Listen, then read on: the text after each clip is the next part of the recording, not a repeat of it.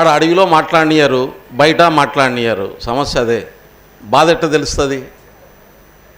బస్తర్ను కాపాడడం అంటే ఆదివాసుల్ని కాపాడడం. బస్తర్ను కాపాడడం అంటే భారతదేశాన్ని కాపాడడం. నాతో సమ్మతించే వాళ్ళు గట్టిగా చప్పట్లు కొట్టవచ్చు. బస్తర్ బచావో ఆదివాసీ బచావో అంటారు. అవసరం గట్టిగా బస్తర్ బచావో, గట్టిగా బస్తర్ బచావో, ఆదివాసీ బచావో, భారత్ బచావో. ఆదివాసీ బతావో, బచావో, ఆదివాసీ బచావో, బస్తర్ బచావో. బస్తర్ను కాపాడడం అంటే बस्तर बचाना है तो आदिवासी को बचाना है, आदिवासी को बचाना है तो भारत को बचाना है, भारत की संविधान को बचाना है.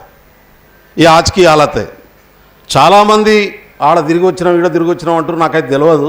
నేను మొన్ననే 3 రోజులు ఉన్న ఛత్తీస్గఢ్లో పోయి మా పార్టీ నాకు బాధ్యత అప్పచెప్పింది. దేశవ్యాప్తంగా 25,000 మంది ట్రైబల్స్ను లీడర్స్గా ఆదివాసులను తీర్చిదిద్దాలనే లక్ష్యం రాహుల్ గాంధీ గారు తీసుకున్నారు. ఈ మధ్యలో ఉదయపూర్లో మా పార్టీ సంకల్ప్ శిబిర్ జరిగిన తర్వాత ఈ దేశంలో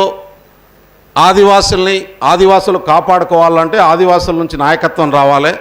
ఆ నాయకత్వం పార్లమెంట్ను కంట్రోల్ చేయగలిగినటువంటి స్థాయిలో ఉండాలి.